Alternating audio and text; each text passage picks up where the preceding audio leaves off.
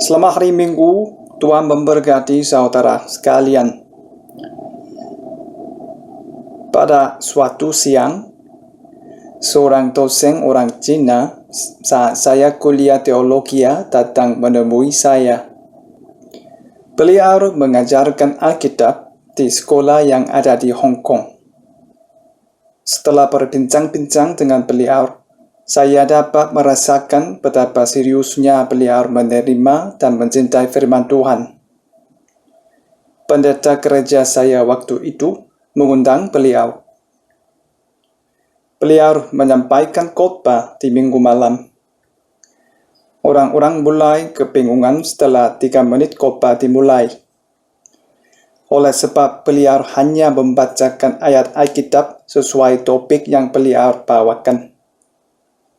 Misalnya kalau beliau berbicara tentang Tuhan itu baik, maka beliau akan membacakan ayat-ayat Alkitab yang berhubungan dengan topik itu. Dengan cara seperti itu, beliau membacakan ayat-ayat Alkitab sesuai topiknya. Sama sekali tidak ada penjelasan. Pada waktu beliau menyampaikan khotbah, saya bertanya-tanya apakah ini prank. Waktu itu kita bisa berpikir kalau ada kamera tersembunyi yang mengambil video kita untuk mengetahui reaksi kami. Oleh karena itu, saya melihat sekeliling kalau ada yang mengambil video kami. Namun ternyata bukannya prank. Tempat beliau mengajar menganggap penting firman Tuhan dengan penting sekali, sehingga saat berkhotbah beliau tidak memberikan penjelasan sama sekali dan hanya membacakan ayat Alkitab saja. Inilah khotbah menurut mereka. Sebelumnya saya sampaikan lebih dahulu, khotbah hari ini bukanlah prank. Hari ini saya akan mengutip ayat Alkitab lebih banyak dibanding biasanya. Tolong jangan bingung, tolong dengarkanlah firman Tuhan.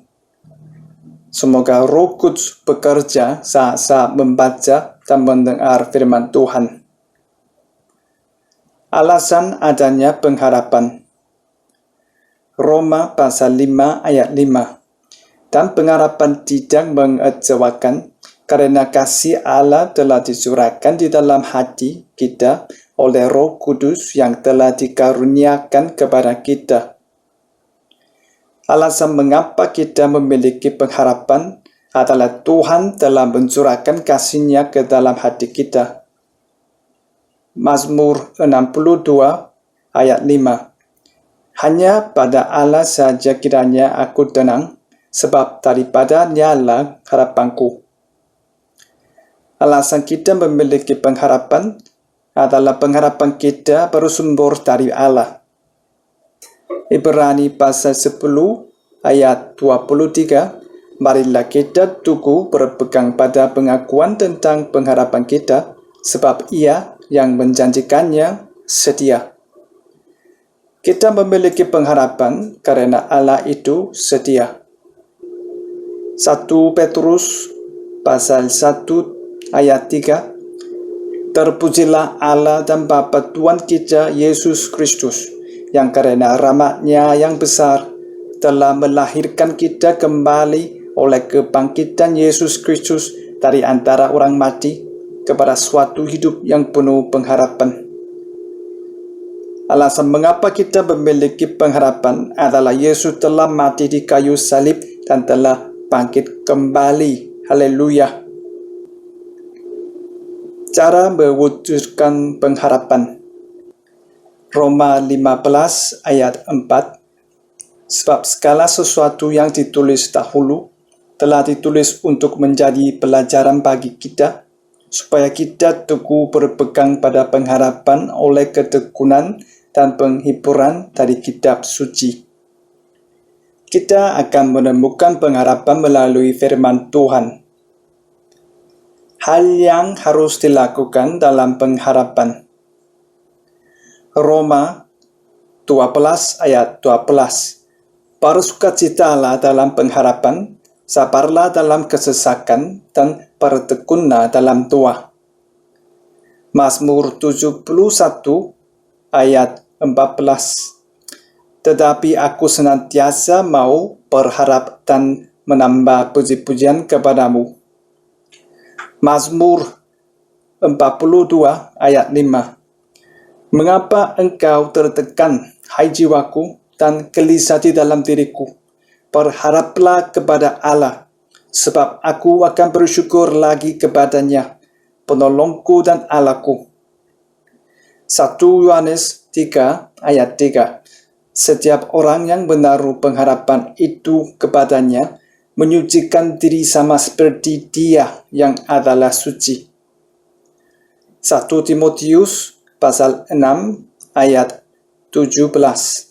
Peringatkanlah kepada orang-orang kaya di dunia ini agar mereka jangan tinggi hati dan jangan berharap pada sesuatu yang tak tentu seperti kekayaan, melainkan pada Allah yang dalam kekayaannya memberikan kepada kita segala sesuatu untuk dinikmati.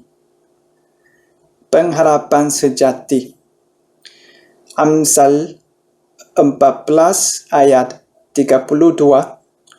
Orang fasik dirobohkan karena kejahatannya, tetapi orang benar mendapat perlindungan karena ketulusannya. Orang yang percaya kepada Yesus diubahkan menjadi orang benar dari orang berdosa. Orang benar memiliki pengharapan dalam kematiannya. Allah menjanjikan hidup mulia setelah meninggalkan dunia ini. 1 Korintus 13 ayat 13. Demikianlah tinggal ketiga hal ini, yaitu iman, pengharapan, dan kasih. Dan yang paling besar di antaranya ialah kasih. Kita paham kalau iman dan kasih harus ada setiap saat, namun apakah pengharapan harus ada setiap saat? Apakah pengharapan diperlukan di surga? Mengapa dikatakan pengharapan selalu ada? Oleh sebab kita tetap harus memandang Tuhan walaupun ketika pergi ke surga. Di surga pun kita juga terus tetap bertumbuh dan semakin dewasa. Pasien COVID-19 sedang bertambah banyak lagi. Para ahli mengatakan bahwa kita tidak bisa kembali hidup normal seperti dahulu kala. Keadaan seperti ini mungkin akan terus berkelanjutan hingga 1-2 tahun ke depan. Lalu, apa yang harus kita lakukan? Kita harus memiliki pengharapan di dalam Tuhan. Ada seorang penyanyi bernama Kim Wicks yang bersaksi dan menyanyikan pujian di Billy Graham Ministry. Dia adalah seorang yang tunanetra. Dia berkata seperti ini. Saya adalah seorang tunanetra sehingga harus mendapatkan arahan dari orang lain. Saat orang-orang mengarahkan saya, mereka tidak berkata ada sesuatu di 100 meter ke depan. Mereka hanya menyuruh saya untuk melangkah karena ada air. Saya disuruh mengangkat kaki karena ada tangga. Saya percaya dengan perkataan mereka dan melangkahkan kaki saya. Dengan begitu saya sampai di tempat tujuan. Tuhan juga menuntun hidup saya seperti itu. Saya bingung saat menjadi seorang tunanetra, namun Tuhan memberitahu kemana saya harus melangkah. Saya dituntun Tuhan selangkah demi selangkah. Tidak terasa saya sampai di tujuan yang Tuhan maksudkan. Kita tidak bisa mengetahui semua hal dan tidak perlu untuk mengetahuinya. Hal penting yang harus kita lakukan sekarang adalah memandangnya dan berjalan selangkah demi selangkah mengharapannya.